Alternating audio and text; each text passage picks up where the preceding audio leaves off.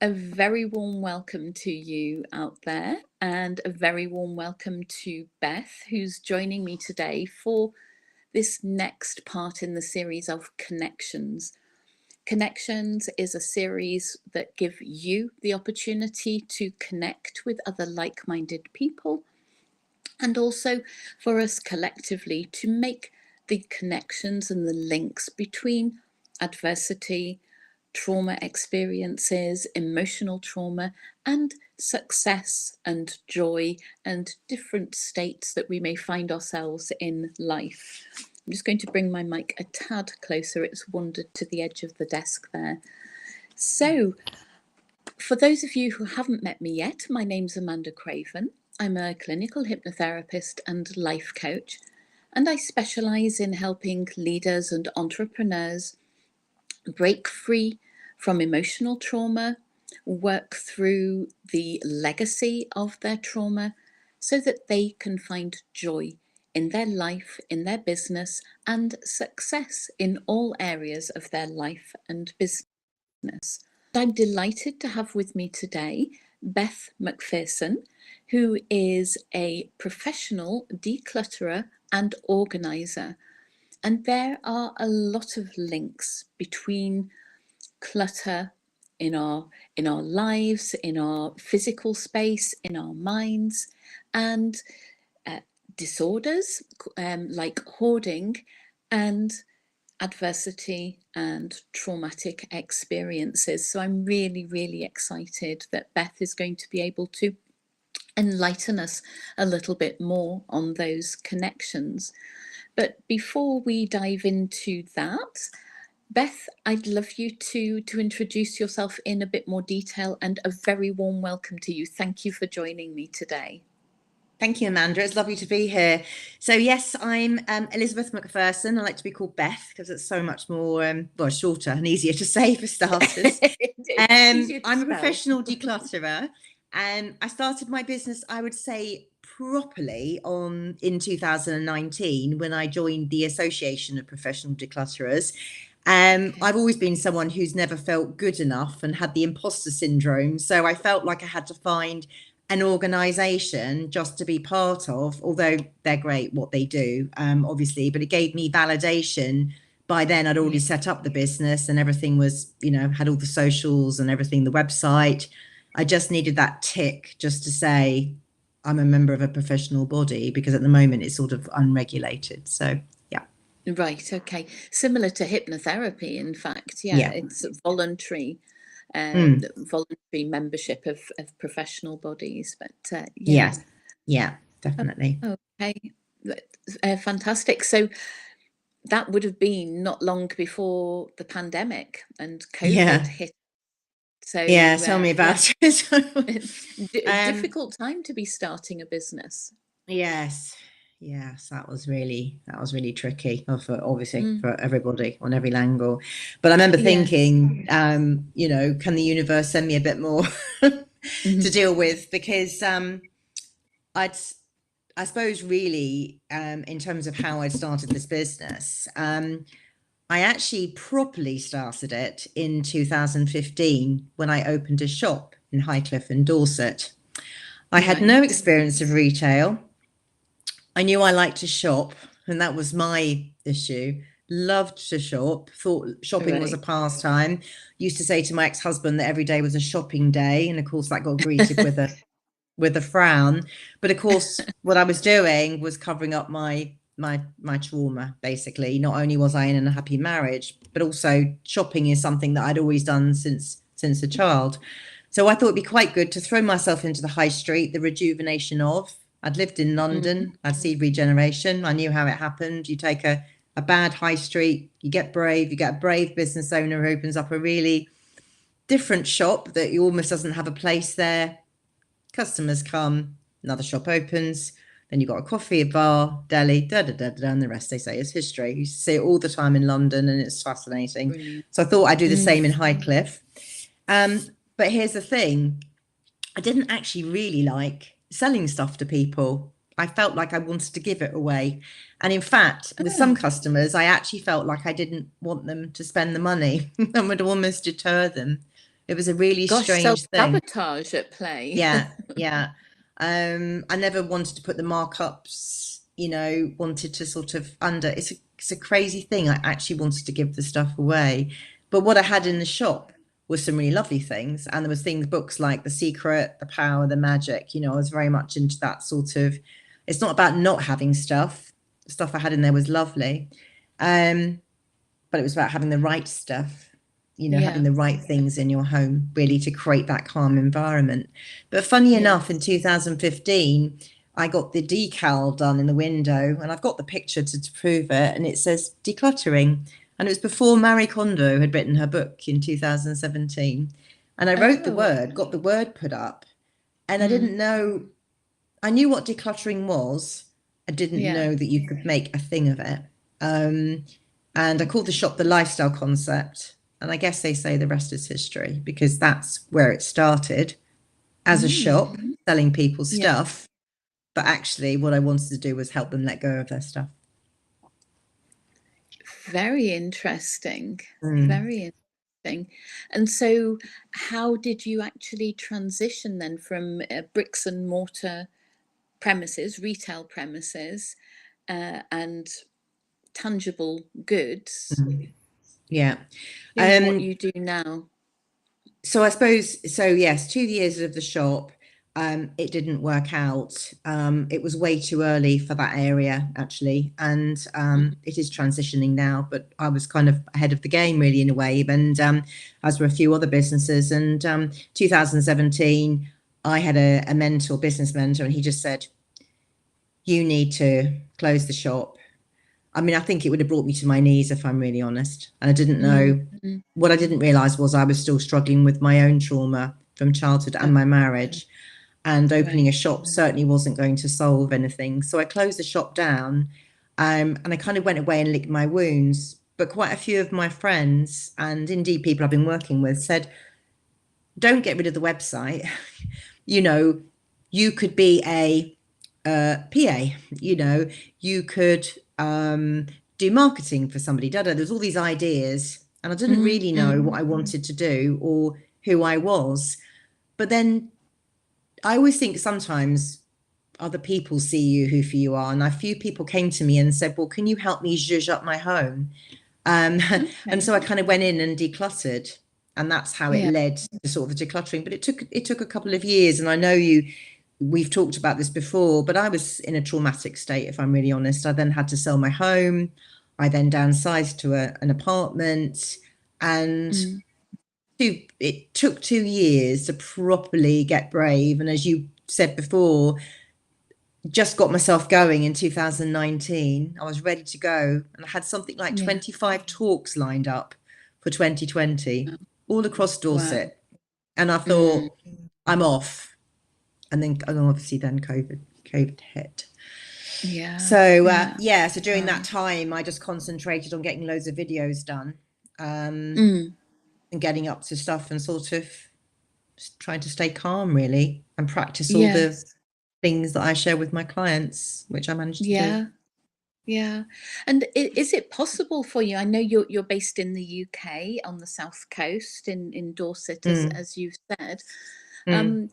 Do you just work with people locally, or can you do your stuff on Zoom with people in different parts of the world? It can be done on Zoom. I think the client just has to be open and honest with me. I mean, I started working with one client on Zoom, actually. We eventually transitioned to me coming. And what I found was, she said, well, let's just say we'd identified there was some stuff going to the charity shop. So I said, right, please put it by the front door, put it in your car. Yes, she said, yes, I'll do that. And when it actually came to it and I went, she hadn't. And what had looked like a clearer space wasn't, But I do think it's possible. You can curate what's just behind you on the camera, I guess. Yeah, I can only see, can't I, what I can see. So I thought things looked clearer than they actually were. That was quite an interesting one. But yes, I think it can be done. And a lot of it is the mental stuff. It's the blocks.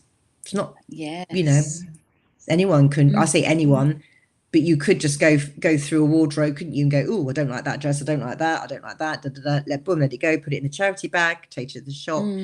That's not the thing though, is it? That's No. not the hurdle really. It's the trauma, which I Mm. see in all my clients really, which I really relate Yeah. to. Yeah, yeah, and I was sort of reminded of that difficulty when I was reading the news stories about Matthew Perry yesterday, Mm, and his battle with addictions nearly all his life. I mean, yeah, apparently he began drinking, I think, at the age of 13, something like that. And he spoke about his demons, his childhood trauma, and there was definitely emotional neglect there from what I can see. I'm sure there was some other stuff going on for him as well. But you do get some people, and there was a recording of a television interview where there was some, or maybe a radio interview, but there was somebody, and I can't remember his name. It was a man who was saying, "You want to stop drinking? You want to stop being an addict? Stop drinking. Stop taking those prescription meds. Just stop it." And people have the same attitude to people struggling with clutter or full-blown hoarding. We'll just stop. We'll just put it in a bag and yeah. take it to the charity shop, or I'll take it to the charity shop for you.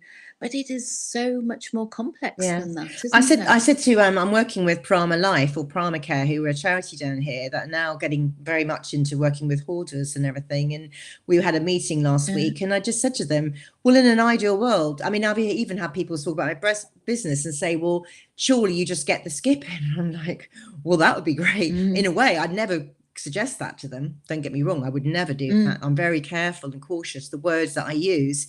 But if it was yes. that goddamn easy, we'd all be doing right. We just get the skip and just scoop it all out and chuck it all in, and goes into Yeah, landfill. and And you wouldn't have a job, would you, no, no, this is it. If if it everyone was was capable of straightforward? doing it, well, that's the same with any Mm. thing, isn't it? If everyone was able to, get themselves to the gym, to lose the weight they want to lose, to get their mental health sorted, if it was all just easy as that, we'd all be doing it, wouldn't we? And Yes. I work with a lot of people. I mean, for instance, I've got a couple that I work with, and I have done for a year. So they were both abused, emotionally, I suppose, abused rather than physically abused. But Mm. the little girl, the lady, who's now a lady, she still remembers the time when there was nothing in her house to Yeah. eat. And she was underweight at the age of 11, and she was starving. So now she overbuys food all the time. She's still in her trauma. Mm. It's like Yes. and she still brings it up, and you can the choke in her voice, it's still Yeah. there. Mm. Which, as you haven't dealt Yes, with it. because It's there, isn't yeah. it? Yeah. And you're medicating, Mm, mm. self-medicating, whether it's food, whether it's drugs, alcohol, whatever it is. I think a lot of people are Yes. self-medicating anyway, whatever level Yes. they're on. Yes. Yeah. Most definitely. Yeah. Most definitely. And some of it is more socially acceptable than others.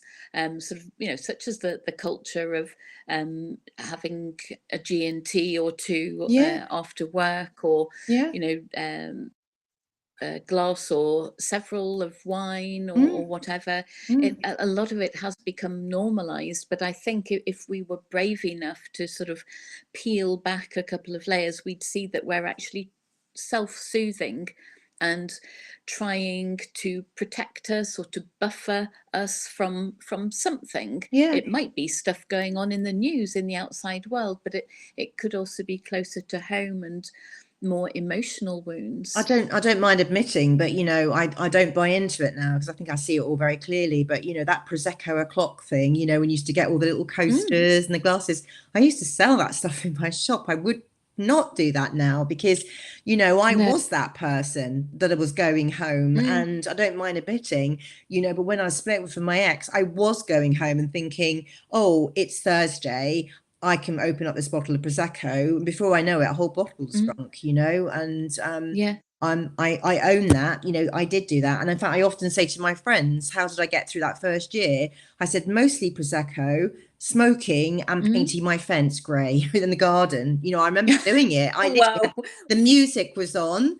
You know, I was doing Mm. Facebook because, of course, I was just so needy on every level. You know, oh, look at me, what I'm doing, everyone laughing. But the truth is, Yeah. I was really broken. You know, that's the honest truth. Yeah. Let's be honest here. That's not a healthy way, you know, to be drunk in your garden painting. I got stuff done. That's the only thing that's very productive. Yeah. Yeah. But Well, I was just about to say, surely you didn't do all of those things at once, but clearly you oh, I did. did, yeah. I got motivated with the music going. You know, I was the music, you know, Mm. Prosecco, get the paintbrush out, painted the whole fence, you know. So, but the Yes. truth is, it's painful, isn't it? It's painful to admit those things, but when you get past the Yes. pain, it's actually liberating as well. I really can Yes.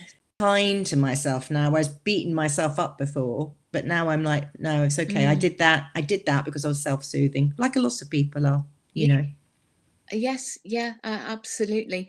I think the difference between you and being totally open and honest about what you were going through is that you certainly recognize it now, whether at the time there was recognition.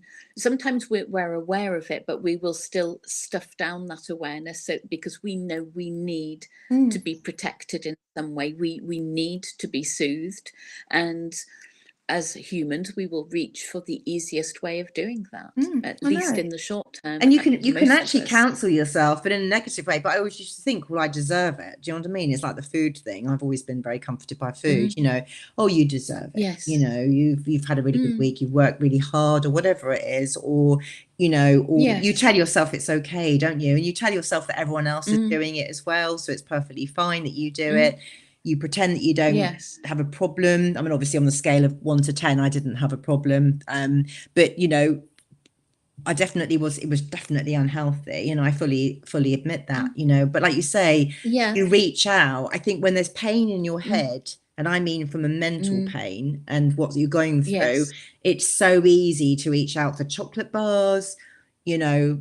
I'm a bit of a coffeeaholic, Mm. so I'm always telling myself it's okay to go for a coffee, even though it's mega expensive to be drinking coffees every day from various vendors, you know. Well, yes, yeah, if you drink out, it can soon mount up. But yeah, I think in the short term, it's okay to Mm, use crutches. mm, The thing is, in the long term, we know that we are then damaging ourselves, and we don't deserve, nobody deserves to be hurting themselves even more. And there are other ways that we can get the soothing and the help that we need, and that's where people like you mm, and I come in. mm. That we are there for people to reach out to us. It's So funny. Sorry, Amanda. do you I just wanted to say yeah, something, touch go on ahead. something you just said there. I was with a client the other Mm. day, and it did make her cry. But in a way, I said to her, "You don't deserve." I said, "You've already had trauma in your life. You do not deserve to be hurting yourself in this way by living in this Mm. hoarded home, which is causing Mm. you, your family, your children, Mm. everyone around you such, you know, they're just as upset as you, you know." And I said, your Yeah. children want you to be playing with them, and you know, going to the beach with them, tucking them into bed, reading a Mm. story, not focusing on your Yeah. hoard, going through your Mm. clutter, making it your life, you know. And I Mm. think that's quite often with Yeah. people that have gone through trauma, they just seem to want to beat themselves up a bit more. And of course that Yes. self-soothing, if you like, Yeah. is like beating yourself up, isn't it? Alcohol didn't Yeah. really make me very well, you know, No. mentally or physically. No. Same as eating bad things. But it's, Mm. you come to a point you do actually recognize, or you make a decision. I think I did make a decision about that and how I wanted Yes. my life to go, you know. So that's a Yes, choice. yeah, and there are some people who can sort of come to that realization. They come through the trauma and sort of start waking up in a way, and they are able to do it themselves, Mm, but they are rare. I think most people need to reach out, need to feel, and I something I suggest to my clients and the people on my group programs is create your team. We're not Mm, designed to fight alone, to be mm, alone. We are social creatures. And having your team when you're coming through trauma, depending on what that trauma is, your team might be a trusted friend or two, somebody you can really confide in without fear of it being misconstrued or taken further. It might be a legal professional, it might be an accountant, it could be a business mentor, it could be a therapist.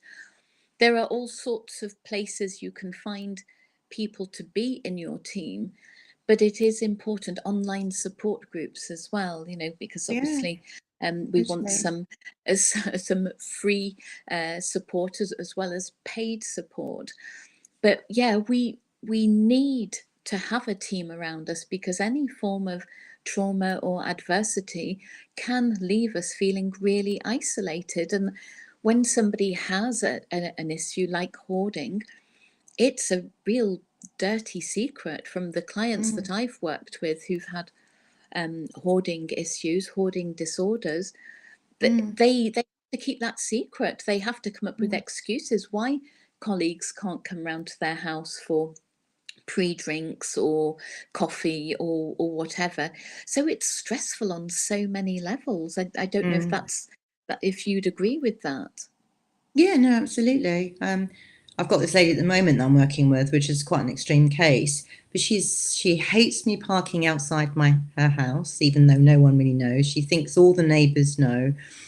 And I just say Mm, to her, look, it's not their blinking business. And to be honest with you, if they're worried about it, then they haven't got much going on in their own lives. They're always looking. mm, In fact, quite a lot of her neighbours are hoarders themselves, so they're probably just looking. And but I know it's difficult for her. She's ashamed by it. She doesn't open her door. I've noticed this to any. Like if she opens the door, it's like this. It's like a crack, yes. and then she'll let Yeah. you in. So it's a Mm, shameful thing. yeah. Even though unfortunately now it has escalated because social services are involved and everything. It has now escalated. So probably there are a lot of people that do know now because it can't be hidden. And I No, want to work outside, but she's really ashamed. In the garden, she's really ashamed of mm, it. She doesn't even be in the garden because I want to take yeah. stuff out into the garden, so we've got room to work in. Um, Yeah. Yeah, yeah, it's so complex. It's so complex, and with clients I've worked with fairly recently, one person in particular who lives in an apartment.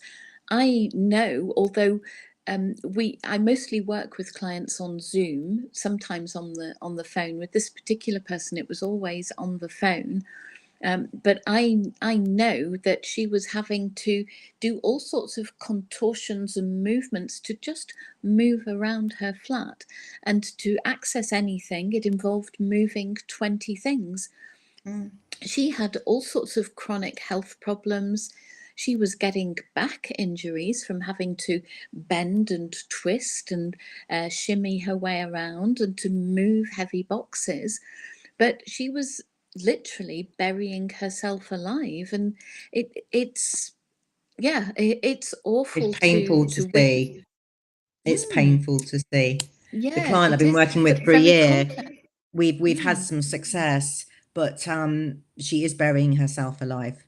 She is, and yeah, I'm having to remind her about what the thing, what the why I'm there. So the other yeah, day, because she distracts a lot now, I've noticed that mm, there's a big, she's the worse her mental state is, the more she's distracting. And I just said to her, we really do need to clarify why I'm here. I'm a person who's decluttering you, and I don't want mm, to see you drowning and stuff. But she's drowning. She's drowning. You yeah, can't get through some rooms at all. And that really does upset me from a human to human point of view, to put so many, life's difficult enough as it is without putting more physical obstacles. I mean, I went to a client the other day. I don't think she'll work with me because she's not ready, but you couldn't mm, get in her front door. And but- she's got a bedroom and I don't know how she was getting to the bedroom other than moving boxes to get to the bedroom. So it's an Yeah. obstacle course every single night, Yeah. and imagine, God forbid, there was a fire or something, or there was an urgency to leave, the flat. Absolutely. Yeah. But Really. what Yeah. becomes what starts off as their safety blanket, Yes. because I know you'll know this, but it's normally the fawn, that they go into the fawn state as a child. So it's it's a freeze state. So it's the freeze, they hide in their bedroom, they hoard stuff, it makes them feel comfortable. So what started off as some sort of blanket and protection becomes Yes. then their sort of nemesis, doesn't it? Because then it's Yes. trapped them, it's gone from Yeah. being okay-ish, to have your stuff around you, because as humans, I think we tend to be one of the only mammals that do that, don't we? We like to have our stuff around us, but if it tips over the edge and your stuff is now your block, then that's where it all becomes really challenging. Absolutely. I've seen that time and time again, that clients who have come to see me not for childhood trauma or emotional trauma, they've come to see me because they are struggling with their weight, and they've tried everything under the sun to address that, or they're having difficulty in relationships, or they have a hoarding disorder, but nowhere have they joined the dots, and it's only through our conversations and our exploring that they are able to see that the connection between the symptom, which is the weight gain they can't shift, the clutter that they're living with, or whatever other chronic condition, is a response to trauma in childhood. And quite often it does come from childhoods where there's been neglect of their emotions, or physical neglect, so that when they become independent, they will buy stuff, they will surround themselves with stuff because they can, and then they feel a bit protected. And it's the same with eating and putting on weight. That also becomes like a physical barrier. So we can't just deal with the symptoms, can we? We have to go to the root cause, and we have to get them to see, and to become aware of it, to accept it, and then they're ready to heal. So I'm guessing that a lot of your conversations with clients are about that awareness and acceptance, and the beginning of healing, so that it stays decluttered once you've finished working with them. Yeah, I mean, I think as well, and I know from my own personal experience, you have to feel that pain in a way, the shame or whatever it is, or the pain to get out the other side. Because like you say, the symptoms, they're not going to go away without dealing what's inside. A lot of people don't want to go inside, but No. yeah, I think a lot of them, I say talk to them about trauma, and then I always ask if they're having counselling or any sort of support, Yeah. and it isn't, and yes, of course, joining groups and everything. But I definitely think dealing with the root cause is I was talking to someone today, actually, her mother is a hoarder apparently, and she said, oh, we Right. can't get through to her, and she thinks it's funny, she buys in, like, literally the house apparently is floor to ceiling, and apparently, and she said, what would you do? I said, well, she's got to want to make a difference. Yeah, she's got to want to change, and I said, but she's also got to recognize there's a trauma, within, Yeah. which Well, this particular girl said, yes. Humor is another defense, isn't it? It's another way of kind of keeping people at bay. We just got a lovely message from somebody who's watching us live on YouTube, saying they have to dash but will listen to the replay. Thank you for another excellent video / podcast, Amanda and guest. So Oh, that's lovely. really nice. Thank you very That's much nice. for that. Um, and I know that these conversations do help people, even if it's just a question of them being able to join the dots a little more easily, or just realizing that they're not alone. Because when we are struggling with something like hoarding, as we've already said, it's something that tends to be kept a secret, and that causes a lot of shame. We might feel that we're the only one, and we assume that everybody else is living in minimalist bliss. But knowing that there is a lot of hoarding, there are a lot of people struggling with clutter, whether it's physical clutter or whether it's other types of clutter, food and weight clutter and excess. It's all connected to the same root causes. So Totally. there is help available. Beth is fantastic at what she does. She has made a real difference to her clients' lives. So I will be popping contact details to Beth in the description below the video once the replay is posted. But you can connect with Beth on LinkedIn. You can connect with myself on LinkedIn too. Is there any other way, Beth, that you would like somebody who's watching, who's interested in knowing a little bit more about your work and whether you could help them? Is there anything, Yeah, I think another probably the way web the yeah, I think the website is probably the best because I've done loads and loads of videos, so it's not like, you know, they couldn't just go on there. I say just, but there's absolutely heaps of videos of how you declutter different things. But I Okay. talk about all sorts of things, you know, the mental, emotional clutter as well. I talk about, you know, changing the mindset. So it's www.thelifestyleconcept.co.uk, and you can then click then to join all the Instagram and everything. I'm not as I'm active on socials, but I'm not doing it. I think at the end of the day, I've done a video on probably most areas Yeah. of, so if they want just that, want to spend the time, I also write prolifically. So there's loads of blogs on there that they can read. Okay. There is a whole showcase really of, you know, a lot of information for someone who's really struggling right now, and Yeah. you know, maybe Okay. financially struggling, or just wants to just sort of have their dip their toe in the water, if you like, really, and see what it's all about. Yes. Yeah, fantastic. So lots of stuff for someone to find out a little bit more, to get a really good flavour of who you are and how you work, and some really useful strategies by the sounds of it. So all these are fantastic and will be useful to anyone watching. But sometimes we just need to be part of a team and not to do it alone. So Beth will answer any questions or have a chat with anybody who's interested in working with her. Once you've had a look at the fantastic materials that are there, just give the website address again, please, Beth. Yes, it's the lifestyle. So it's the lifestyleconcept.co.uk. Brilliant. Thank you And I very always say much. to But people, I'm pretty much holding hands. You know, I think we all need a hand to hold, don't we? So that's what I pretty much do. yes. Yeah, absolutely. Yeah, that's amazing. Well, we could talk all day and we will definitely have more conversations, because I'm sure that this problem will resonate with a lot of people, and if not themselves personally, there will be somebody in their connections, whether it's somebody at work, somebody in their family, or wider family, that may have a problem, or that you suspect they have a problem. So hopefully this has resonated with you. You've got Beth's website to find out a little bit more.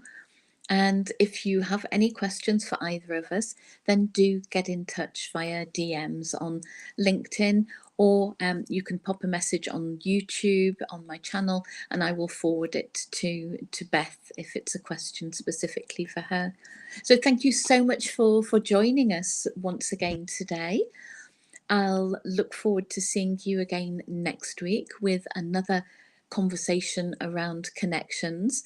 But first, first and foremost, I'd like to thank Beth again for joining me today, for being a fabulous guest, and for being so candid, Beth, so open and honest about your own issues that you have overcome, now to be somebody who can really connect with your clients and have that empathy and understanding that I think makes us better helping professionals.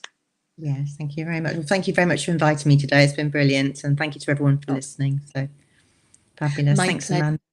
Amanda. Yeah, thank you. Okay, well, bye to everybody and see you next time. Bye for Bye-bye. now. Bye.